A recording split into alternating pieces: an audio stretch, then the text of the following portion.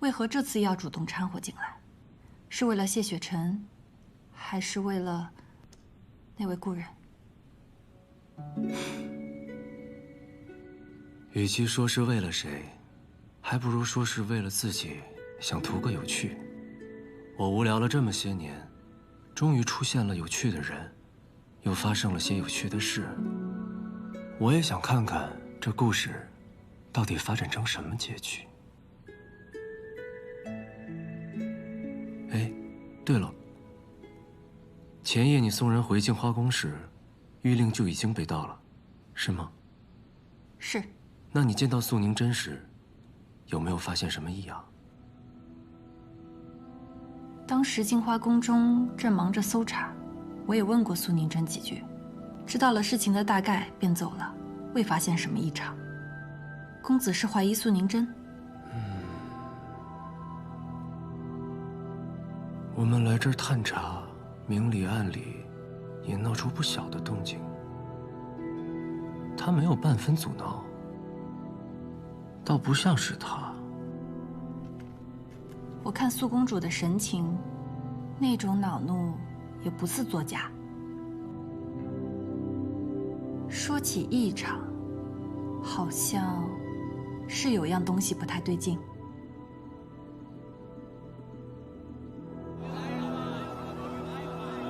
镜花宫的每一个人我都问询过了，也都核实过了，没有发现可疑之人，而且我都仔细搜了身，查了房，也没有发现玉令。谢雪晨，你是不是猜错了呀？镜花宫根本就没有内奸。你确定镜花宫中每一个人都查了？我确定我每一个人都认认真真的查过了，我连在西长老都查了。除了我师父，我师父总不可能吧？还有一人，你可有查过？还有谁啊？崔婉婉。那夜我送崔婉婉回镜花宫时，曾拜会过苏公主。离去时，在殿外看到一片绿色钩叶。我对草木并不了解，之所以有印象，是因为那钩叶长得颇为奇特，而且周围也并没有见到钩叶树。我是好奇它从何而来，可那念头只是一闪而过，当时并未在意。那又如何？高修是在镜花城中长大，熟悉灵花草木，你应该比我们更清楚，镜花城中不生钩叶，所以它只能是来自城外。钩叶之上多生倒钩，极易粘在人的衣物之上。钩叶未摘下时是绿色，一旦摘下，2个时辰内变为褐色。方才风瑶所说，所见钩叶是绿色，这只能说明当夜有人从城外匆匆入城。就算有这片叶子，说不定是蛇灵落下的。我们查过，蛇灵是在4日前入城的。如果是他，钩叶早已变色，玉令所藏之处防护重重，仅凭的蛇灵根本不可能破开阵法，所以崔婉婉必须回来相助。高修士，你在城外遇袭不是偶然，而是早有预谋。你被暗族附身去了运寿山庄，而崔婉婉则趁机潜回城中盗玉令，想要制造不在场证明，摆脱嫌疑。这些都是你们的一面之词，证据呢？那片叶子呢？都说了，风瑶当时没有在意，所以肯定没有将叶子带回来。再说，就算将叶子带回来，那叶子肯定也变色了，证明不了时间。你们都没有证据，就在这儿血口喷人。婉婉都已经入镜花宫10年了，这10年里一切都好好的，不可能是她的。你已亲自问询搜查，并且排除了其他所有可能，那么剩下的，即便再难以接受，也是真相。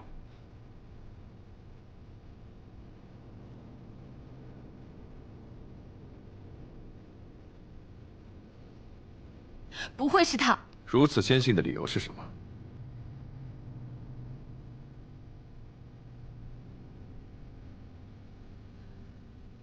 我想相信他。想相信，如今丢了玉令的是镜花宫，少公主不想着赶紧寻回玉令，弥补镜花宫之过，反而打算用整个仙盟和人族的安危来赌一份义气，还真是慷他人之慨啊！我们几个在这里忙来忙去，是陪您玩啊。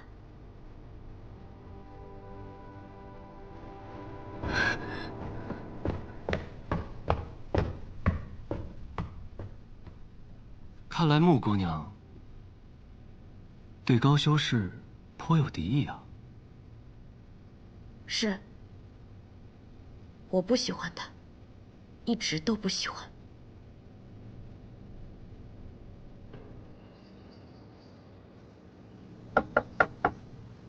师姐，你来啦！怎么没开门你就知道是我？因为每次只有你才会那么敲门啊。这是什么？这个呀，我刚刚去了一趟仙来客栈，回来的时候特地给你带的。哇，看着好好吃啊！你跟我说过，你小的时候吃了很多苦，长大以后最爱吃的就是甜食。谢谢师姐。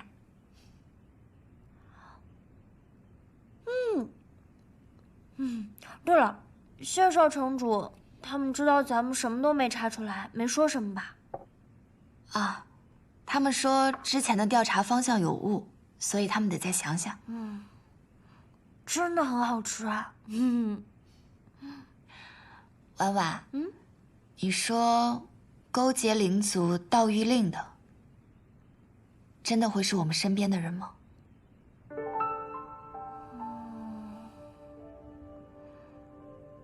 他们有什么想要的，会是镜花宫给不了，非要背叛我们呢？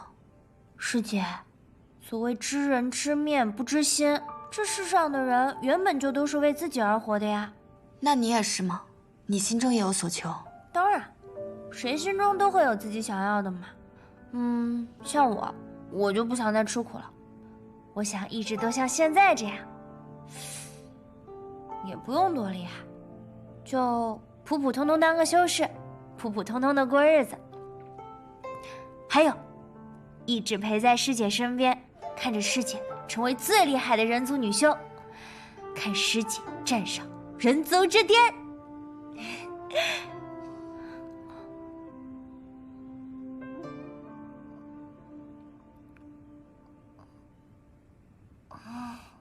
师姐，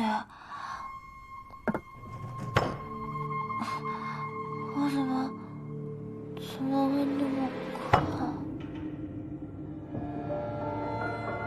婉婉，我自然是相信你的，可是我不能拿整个镜花宫和人族做赌注。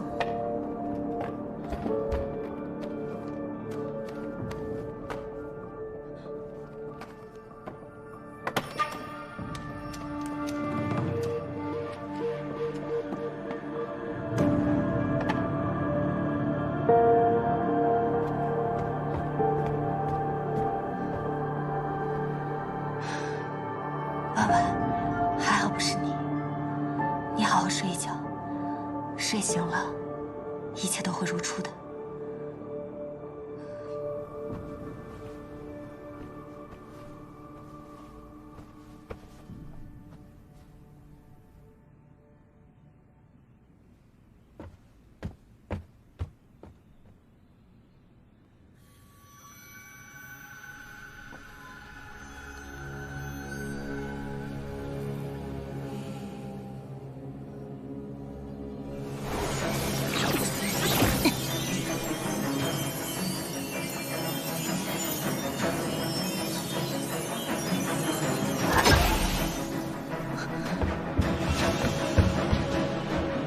找到了。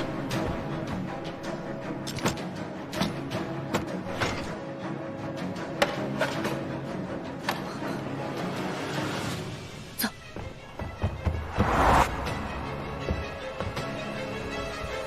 严四，你立刻将玉灵带回去给阁主。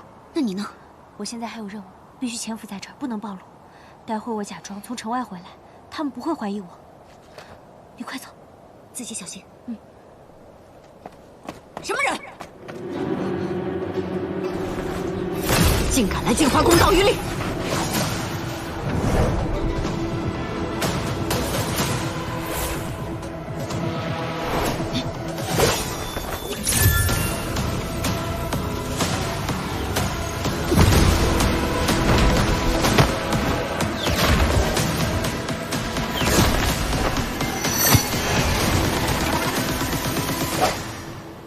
灵族，公主，封锁全城，许进不许出。全城戒严排查灵族，守住所有药铺，获悉药物一律不得出售。是。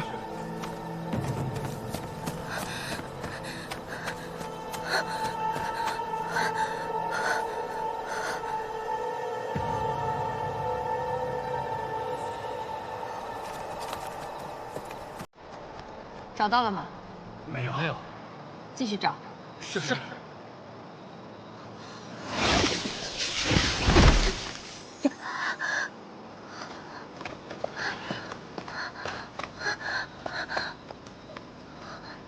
可是净华宫崔婉婉姑娘。姑娘莫怕，我等是受高修士之托前来相助的。我看你手受伤了，这里离净华城不远，不如我先送你回城医治。多谢。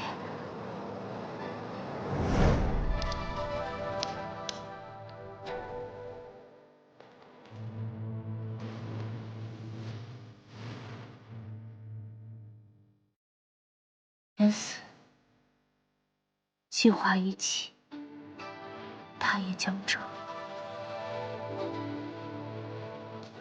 我不会让你白死的。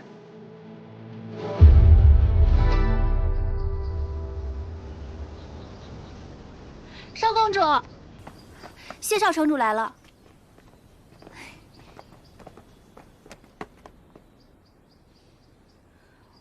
你们怎么来了？不会是来找那片叶子的吧？我已经仔细搜过了，没有。还有婉婉所住房间，我也搜查过了，没有玉令。你们别再怀疑她了。我们此次前来，是来拜见苏公主的。不是，你们都没有证据，别在我师父那儿瞎说。师父他多疑，你们别害了婉婉。高修士多虑了。我们此次抓捕蛇灵，已然暴露了行踪，想在暗中查探已是不行。既如此，也不必藏了。我和虚月入城已经有些时间了，作为晚辈，也该来拜见苏公主才是。那你那个牙尖嘴利的表妹呢？还有那个女护卫呢？哦，他们在客栈护阵。护阵？护什么阵？蛇灵虽然已经自尽，可凤瑶留下了她的灵丹，在下便冥思苦想，突然想到古籍中记载一种阵法，叫素网，2个时辰便可起阵。到时把灵丹放到阵法当中，便可知道蛇灵生前的记忆。我们很快便可查出净华宫的内奸是谁，他背后的人是谁，还有他们的计划，我们都可以知道得清清楚楚。高修士似乎不太高兴，你是担心阵法无效，还是怕真的查到谁？查到是谁就是谁，绝不姑息。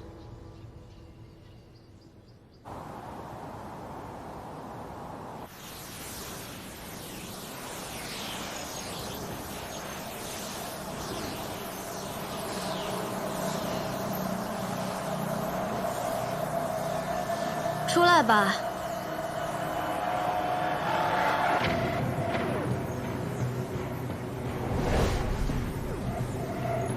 来都来了，何必蒙面呢？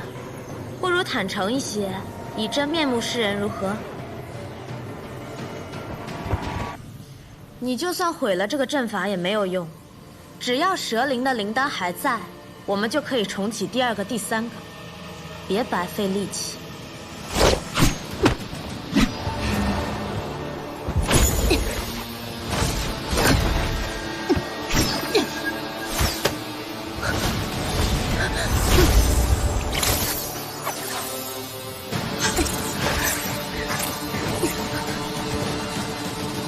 我说你们啊，还真就是在外面看戏，一点忙都不帮，是吧？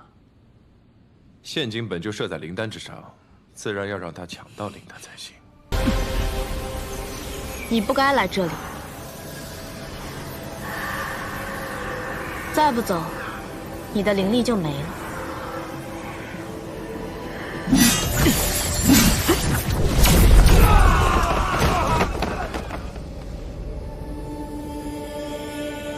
这一招倒是与我心有灵犀，那就请谢少宗主挟持我一起走吧。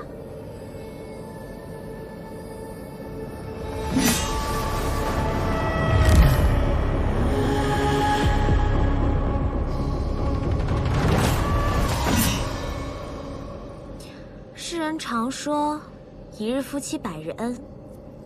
我亲了少宗主一下，怎么着？也有10天半个月的恩情，少宗主竟全然不留情面。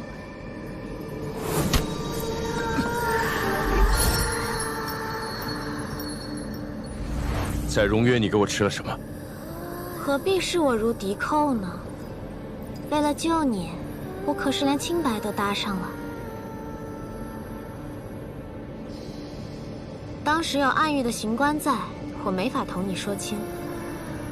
我为你吃下的药叫半日芳华，服下以后便可很快恢复全盛功力，只是需要付出一点点小小的代价。什么代价？药效只能持续半个时辰，现在恐怕已经到极限了。而且从现在开始，接下来的10日，你都会是个灵力全无的废人了。谢雪晨，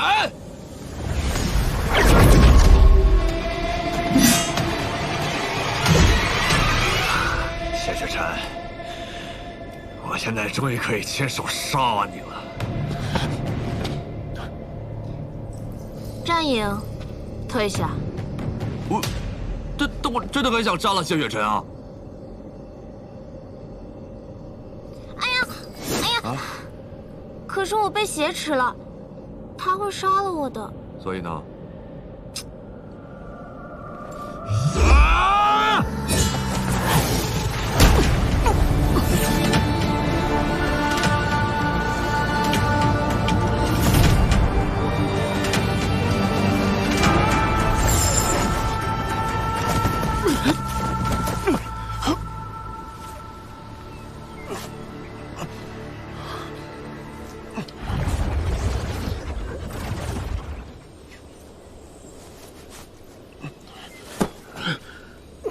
谢少宗主可不能始乱终弃呀！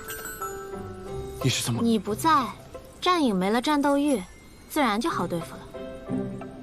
不过，你不好奇我是怎么从王贤这里出来的吗？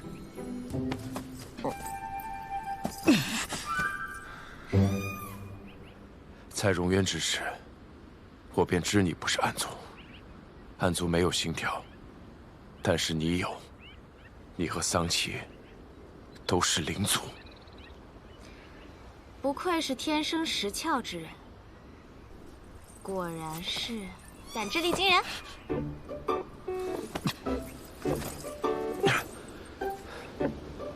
但你是暗域圣女，同样作何多端？哎，喂，谢雪晨，谢雪晨，哎，你要晕也不能晕在这里啊！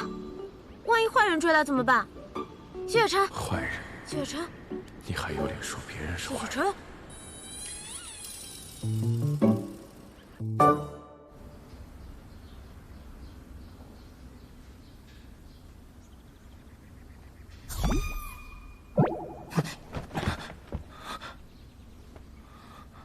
谢少宗主刚刚昏迷的时候，可喊了我的名字啊！果然是对我念念不忘呢。我们已经离开了两界山，一路上我隐匿了气息，没有人追来。此地只有你我2人，你就是喊破喉咙，也不会有人来的。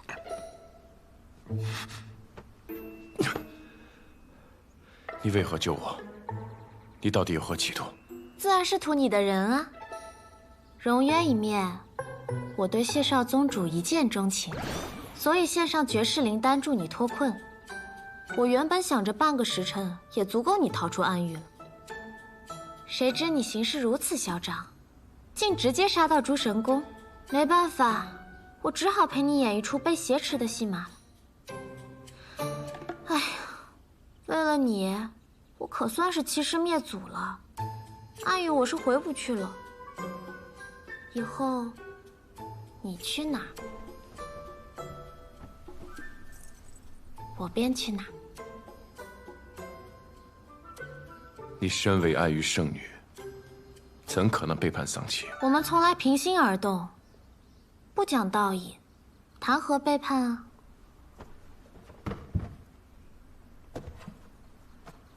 你不信啊？那不如我告诉你桑琪的计划。他与人族有交易，想要得到混沌珠。你是仙盟盟主之子，又是雍雪城少城主。他将你关在荣渊折磨，就是要等到你求死不能之时，自然将一切都告诉他。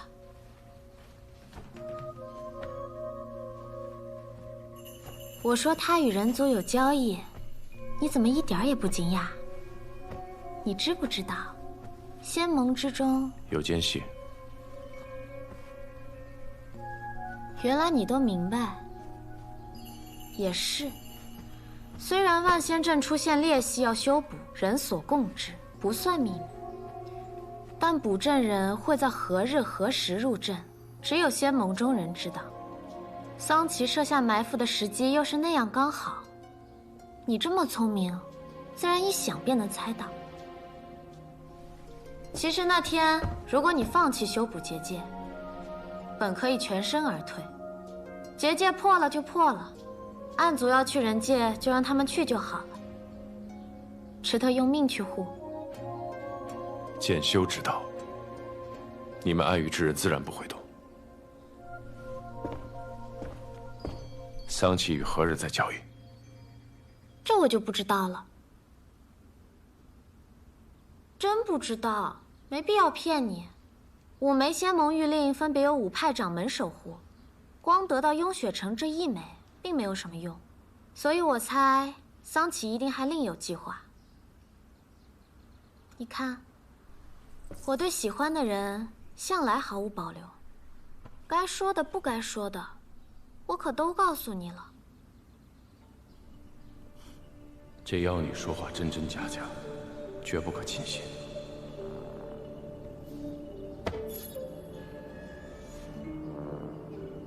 我身上的伤，当然是我替你上了药，换了衣服。谢少宗主果然伟岸不凡，天赋异禀。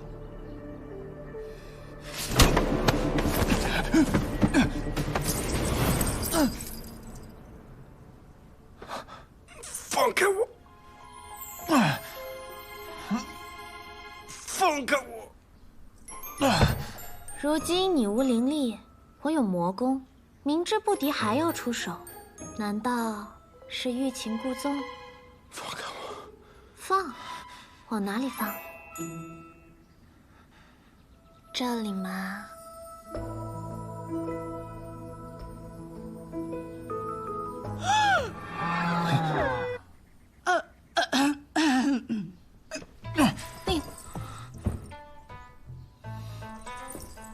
大娘，木姑娘，哎，我是方才听到你们房里传出了说话声，想着是你相公醒了，我正好熬了粥，就给你们送过来了。多谢大娘了，正好我们都饿了。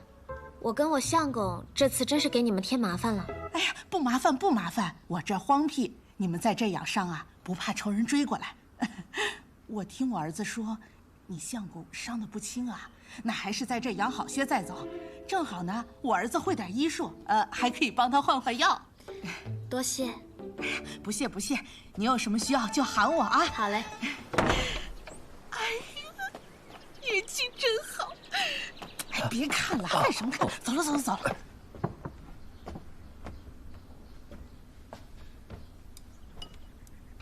好啦，我承认我说谎了。我跟他们说我们是私奔的小夫妻，我是有钱人家的小姐，你是落魄的江湖剑客。家里人不同意我们的婚事，还要派人追杀你，他们便收留我们了。相公，咱们看着像一对吗？之前帮我疗伤的是那位夫人的儿子。是，我承认我没有看过你伟岸的身躯，也没有帮你上药疗伤。这衣服也是托人家侯大哥帮你换的。暗族生性歹毒，灵族最会骗人。但有一句话却是真的。哪一句？喜欢你的那一句。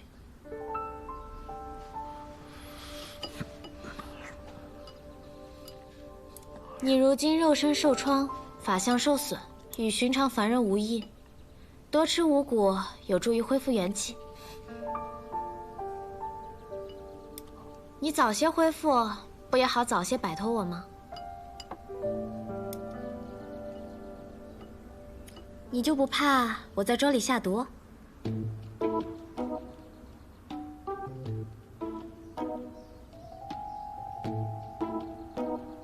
你若真想害我，又何必救我？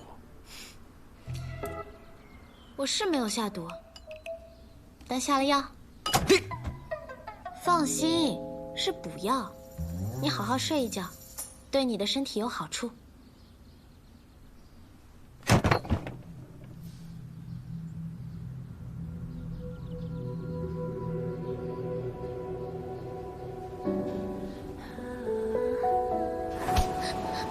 让你出来，让你不敢喝啊！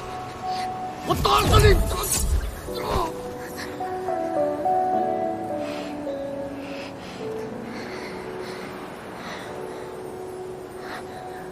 你愿意跟我走吗？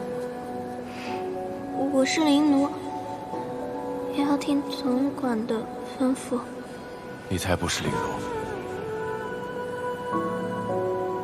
你到底为什么对我这么好啊？我只希望你开心。难道你是我13多年的亲爹？爹，不许叫我爹。你不告诉我你叫什么名字，那我叫你什么吗？反正不许叫我爹。那叫你大哥哥好吗？大哥哥。别怕，闭上眼睛。等你睁开眼睛之后，一切都会好的。快，听大哥哥的话，快去把锁灵环打开，丧气要来，快！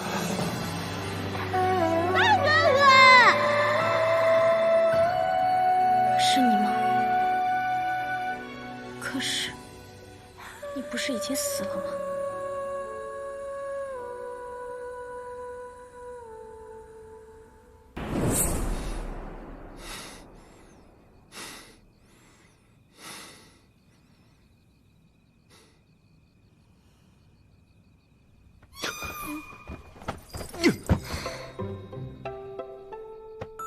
你又弄疼我了。你怎么又在这里？我们是夫妻啊，夫妻不就睡在一张床上吗？我们之间可能是任何关系，但绝不可能是夫妻。知道了。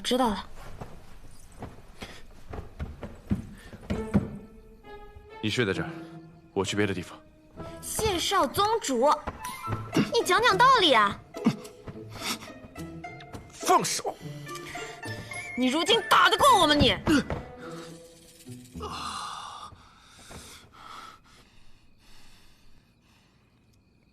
若我真要对你做点什么，你挡得住吗？乖，躺下睡觉。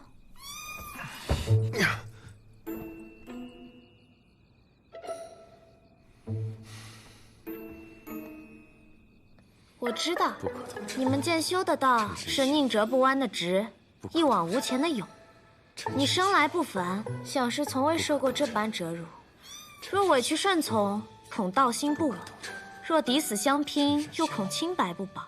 末了还要落得我一句欲擒故纵，更觉羞辱，对吧？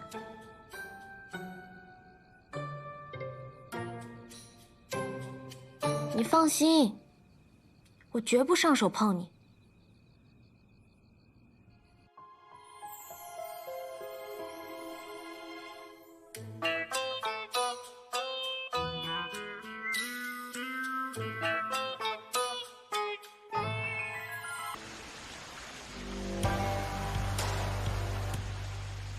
是天堂还是地狱啊？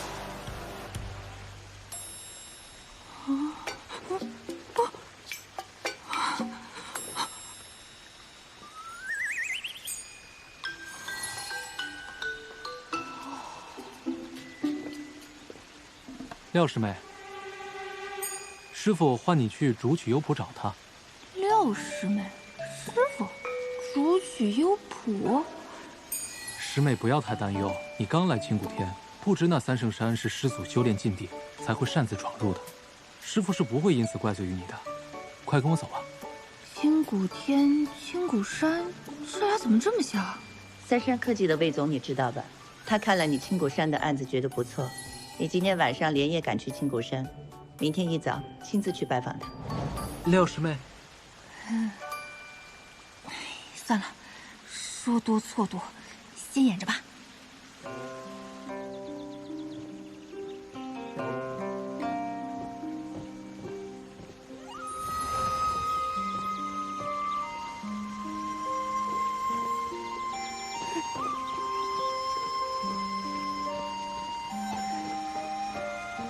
这难道就是传说中的修仙世界？师傅，廖师妹带到了。好，长青徒儿，你先去忙就是。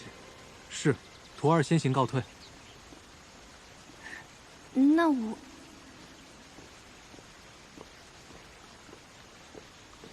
庭院徒儿，为何还不进来？让为师探查下你灵府情况。看来我这个身体姓廖名庭燕。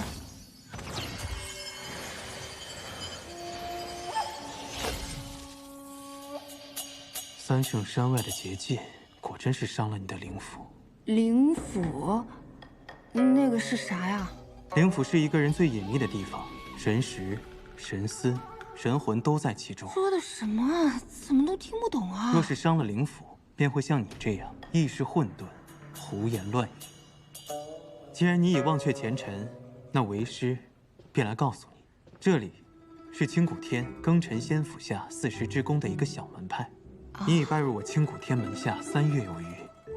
这次叫你过来，是为师马上要带你出发，参加选拔。不是吧？这神仙世界怎么也还要卷啊？这你都忘了？庚辰仙府里辈分最高的那位师祖慈藏道君，马上就要结束500年的闭关了，所以师掌门和8大公主想挑选一些资质好的弟子进山，照顾师祖的日常起居，跟随师祖潜心修炼。你不必担心，我们青谷天不过是凑数罢了。那我就是个分母嘛。行，只要活着，什么都好说。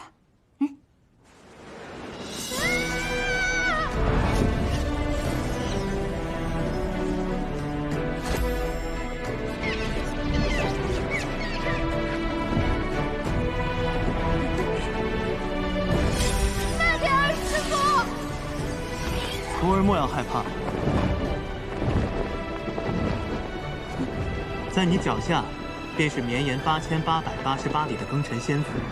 开山至今已有几10万年，最初建立庚辰仙府的始祖，乃至后来每一代的掌权者，皆姓司马。如今，庚辰仙府的最后一位司马，便是这位即将出关的慈藏道君。哦，看来这位师祖在你们这里是那种说一不二的大人物啊。师祖，自然是最德高望重的。整个庚辰仙府，就是因为师祖才得以拥有充沛的灵气。至于师掌门，他是内府的掌权者，师世历代负责侍奉、守护司马一族。啊。而内府又分为8大宫，8大宫下面，则有着我们这些小门派。咦，师傅，既然师祖已经出关了，他为什么不出来，还要选人进去啊？这个嘛，为师也不是很清楚。兴许是师祖喜爱清静，不愿出山吧。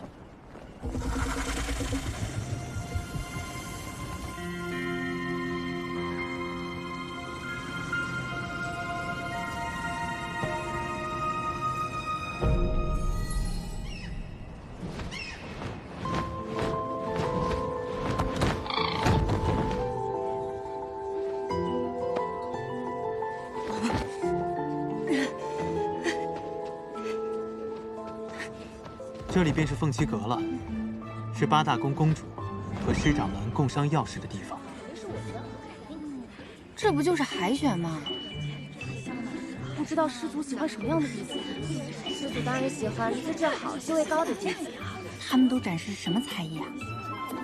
莫要在意输赢，平常心应对就好。我心态好着呢，放心哈。为时不早了，你快进去吧。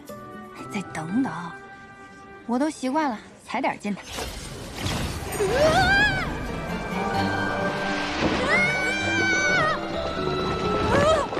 干什么呀，冒冒失失的？哪个宫的呀？不好意思啊，你们继续。这位是哪一脉的师妹呀？你好，我是40之宫新古天一脉的东阳真人门下的弟子。原来不是师妹，是师侄呀。哦，那见过师姑。您看着比我大好几百岁，您叫我声孙女我都能答应。你少奉承我。像你这种修为低等之人，居然同我们一同参加选拔，说出去怎么有种凉凉的感觉？天大的笑话，是不是啊？就是，没什么本事，就凭这脸生得好看。谢谢，你说话真好听。你说什么？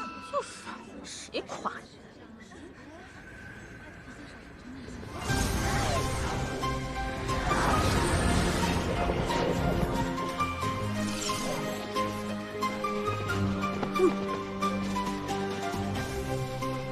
恭迎各位公主、师掌门。今日，各位公主们将从在场的众弟子中挑选100人，进山侍奉师祖，照顾师祖起居，伴其修行。选拔正式开始，众弟子只需静心盘坐，打开天灵，静候佳音。是。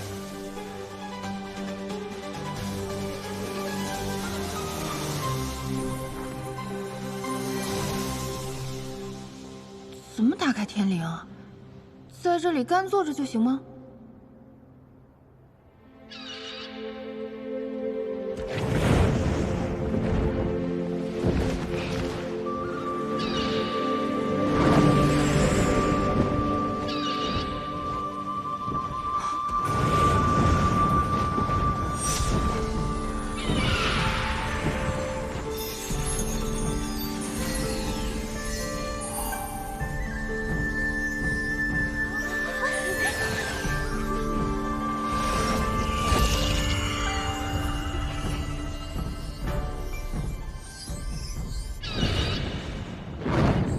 我不是来凑数的吗？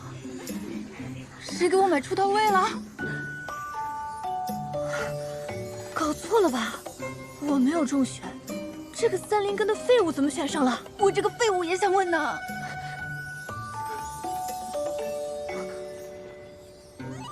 娘，师傅。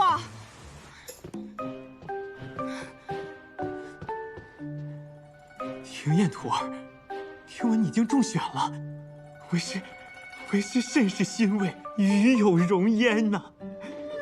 我清谷天自开创以来，不是说好了我只是走个过场的吗？怎么就被选中了？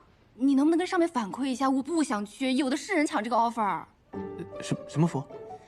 总之，我愿意把这个机会让给别人。可我们清谷天只是40之宫下面一个小小的门派。能够入选已然是大幸了，哪有推辞的道理呀？再说了，这是师掌门和8大公主共同做下的决定，已经没有更改的余地了。怎么修仙世界也有这种职场压力啊？我只想当个美丽的废物，而且我对这什么都不了解。那万一我把这个师祖惹生气了，他不高兴了，我可担不了责。你也莫要担心，虽然为师也未曾见过那位慈藏道君。但听着道号，想来也是一个宽厚、慈和的长者。你若是无心侍奉祖宗，想来他也不会为难你的。三圣山灵气鼎盛，你此次前去，定能提升修为啊！哎呀，这种升职加薪对我一点诱惑力都没有，我只想好吃好喝，苟下去就好。恭喜师妹！恭喜师妹！恭喜廖师妹！简直光耀师门，这是师兄给你准备的贺礼。怎么听起来我成了全村人的希望啊？这压力也太大了吧！不大。好了，散开。你们呀，莫要再给他压力了。天焰徒儿，你能入选，已为我清谷天增色不少。毕竟，你也不是什么高修为的弟子，又不愿意侍奉师祖。想来要不了多久，他便会遣你回来。原来没有什么 KPI 啊！说什么呢？那也行。算了，反正现实是回不去了。暂时远离一下牛马生活，好像也还行。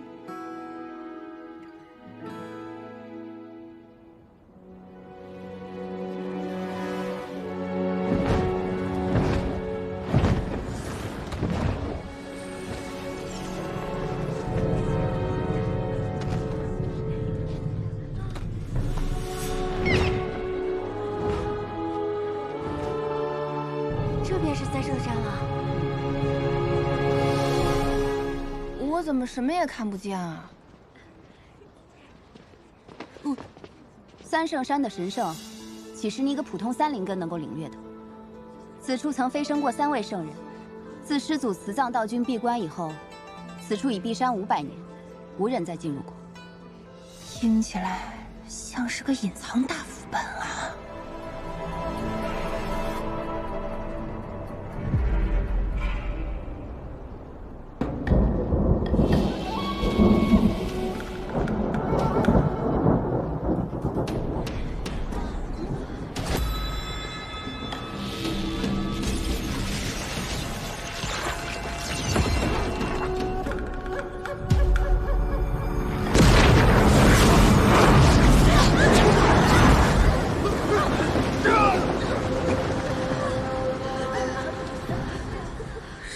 情况？师祖息怒啊！师祖息怒！师祖息怒！带我出来，你们都得死！不是，咱们这真的是一个正道的老祖宗吗？而不是挪玉的。慈藏道君的刺，不是慈祥的刺吧？500年过去了。师祖竟然变得更加残暴了，这可如何是好？若不好好安抚师祖，庚辰仙府这延绵几10万年的大宗门，恐怕就要断送在我们这一代手中了。师祖，弟子施千缕，今日特携弟子百命进山，来侍奉师祖。进来。逆生，你是我所有弟子中最优秀的。天之宫的希望就放在你身上了。是，公主。这修仙世界的老板一发怒，员工就要流血吗？我还是不要去了。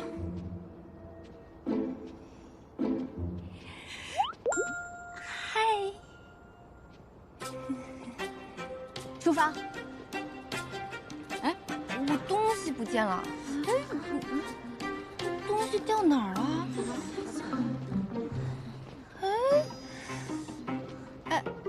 什么东西丢了？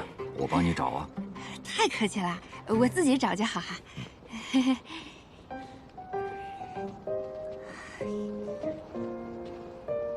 啊！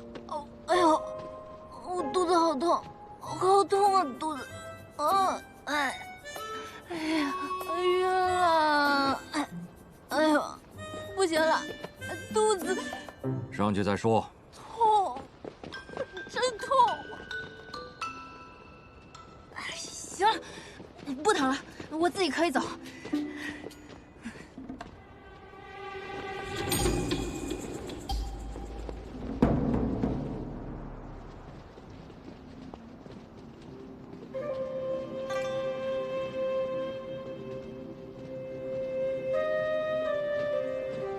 这祖宗的修炼环境这么恶劣的吗？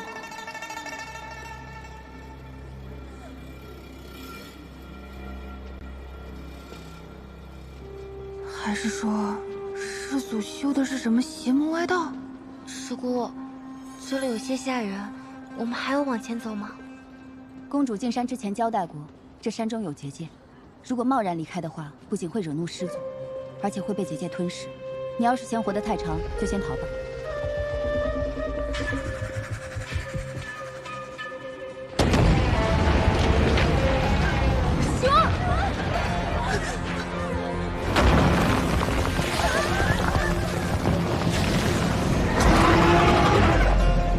前辈，且慢！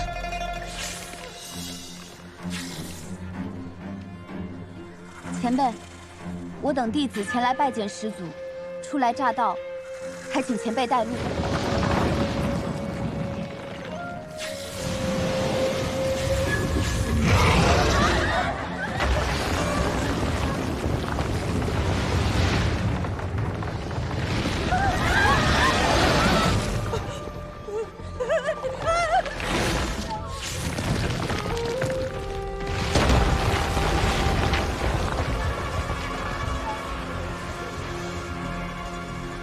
跟上。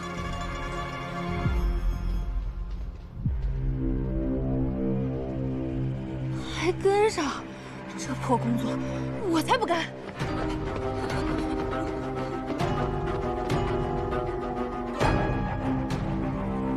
胆子真大。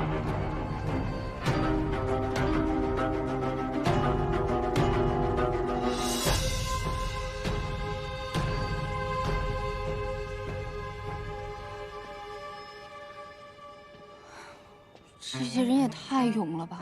出不去就跟着一条蛇走。还好这修仙世界没有打卡机，少我一个也不会被发现。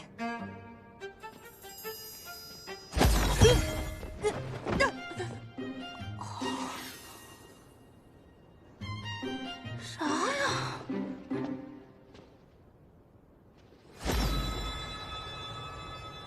魔气，他竟是魔域之人。谁啊？我看到你了。真是不知死活。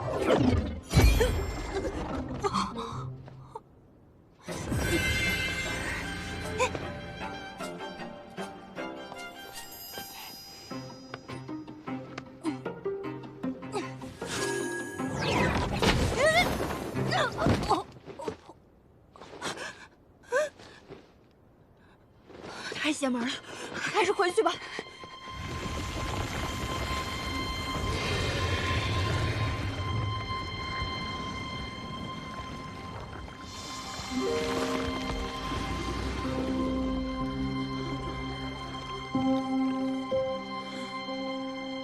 进去吧。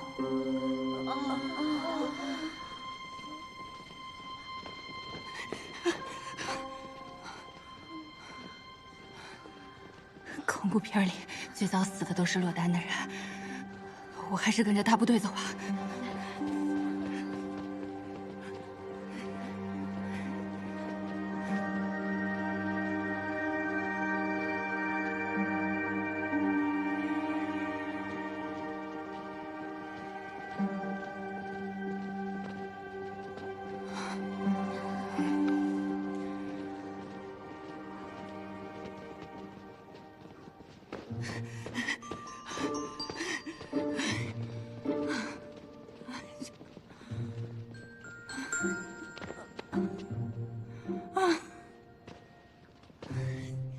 这么高的塔，连个电梯都没有的吗？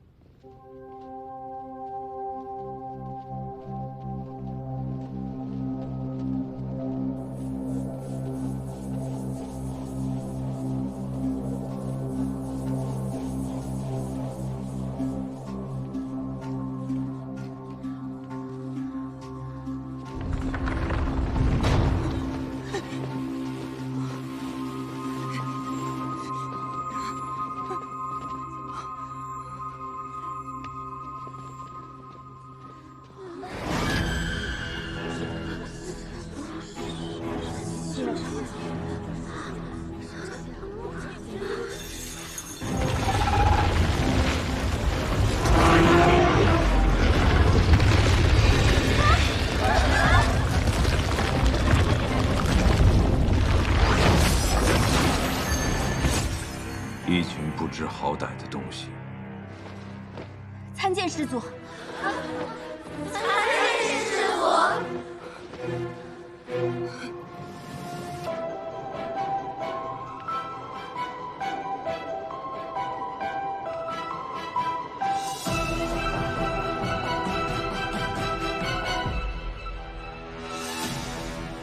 这老祖宗的脚竟然保养得这么好，细皮嫩肉的，不知道脸是不是也这么嫩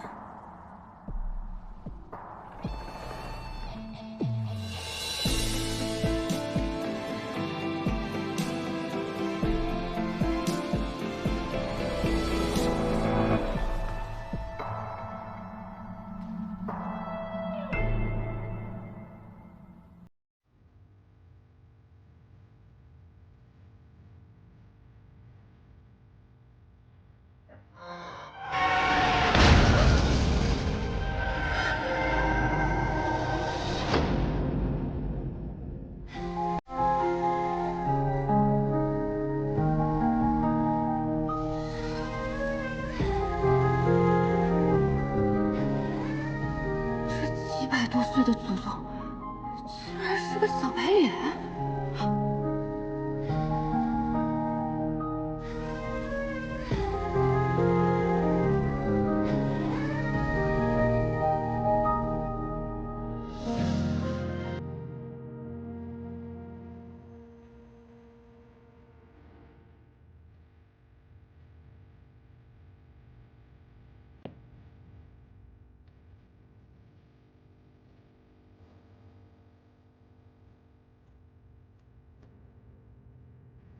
你进来想做什么？弟子玉蓉蓉愿潜心侍奉师祖。撒谎！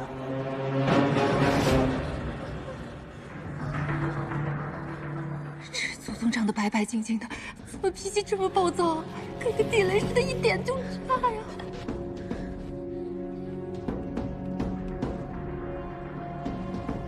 你别过来呀！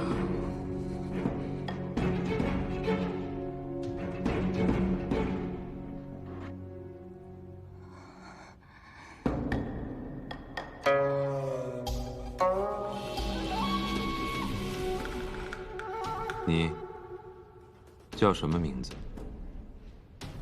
弟子婉玲，仰慕师祖风采，愿侍奉师祖。他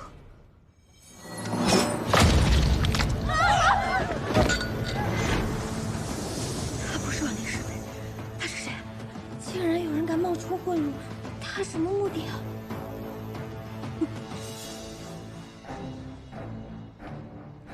他好像在看我。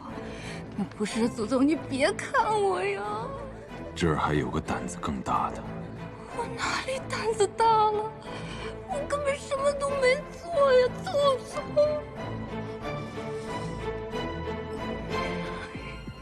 看着我。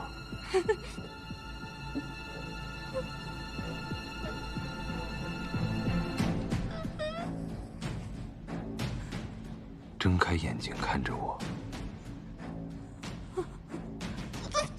现在还想耍心眼吗？冤枉啊，祖宗！灵火，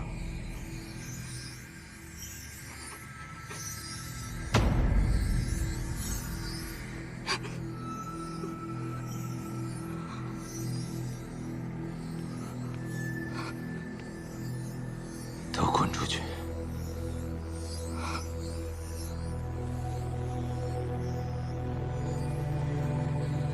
滚！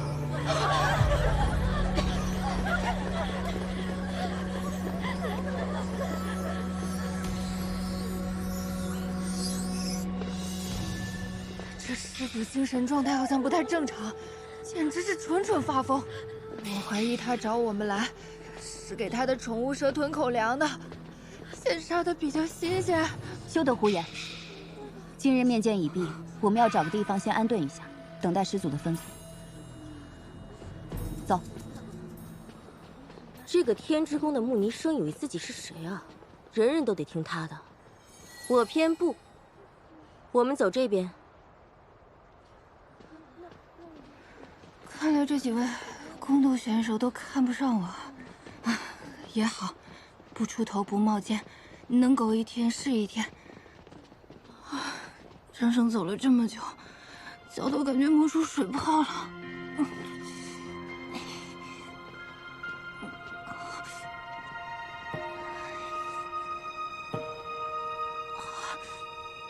司马娇在殿上竟会放过他，也不知他有何特殊之处。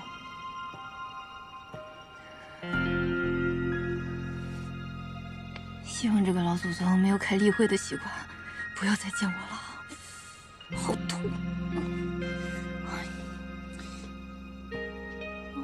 我来帮你吧。啊？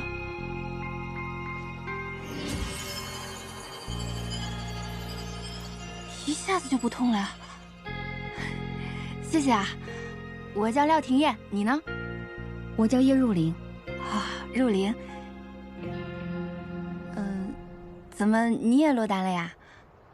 难道你跟我一样也是个摸鱼分子？摸鱼？他是在说魔域吗？摸鱼分子是哪个门派？就是不想照料那个老祖宗。我是阴之宫弟子，奉公主之命进山效力。哦。你为何不愿照料师祖？整个庚辰仙府都由师祖的灵气供养着，要是能得师祖青睐，修为必定大有增进，短短10日便可抵过自己苦修上千年呢。我没有那么大的愿望，我就想吃好睡好，能活着就行。那你接下来如何打算？我打算找个日照充足、午休的时候还能晒太阳的地方先住下来。你要跟我一起吗？不了。啊。你若是需要什么帮助的话，可以来后殿找我。告辞。谢谢。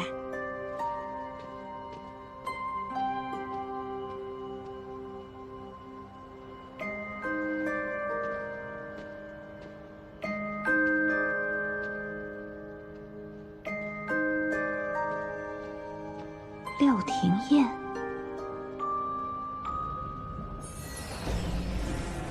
廖廷烨已顺利进山，不愧是少公主，看来你费了不少心思。哼，我早已在他身上施下术法，选拔时可盗取灵气，神不知鬼不觉地顶替了那月初魂。好，等他将司马娇杀了，仙魔两界的屏障便会消失，我魔域之人再也不用困于这荒凉之地。届时，答应我的事，你可要说到做到。放心。司马娇一死，你便可得偿所愿。今日弟子才进山，便有命灯熄灭。以师祖这般心狠手辣、杀伐无情的性格，恐怕会……他会这样，也情有可原。500年前，司马师发疯火烧白鹿崖，毁去了整个司马一族。我和八大公赶到时，为时已晚。偌大家族，仅剩襁褓中的司马娇，而他偏偏是极为罕见的返祖血脉，已与灵火融为一体。因此，以血肉之躯供养灵火的责任，便落到了司马娇一人头上。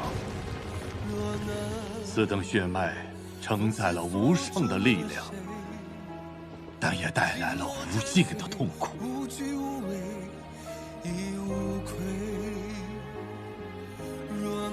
他生来就注定成为灵火的容器，灵魂与肉体一同煎熬，生不如死。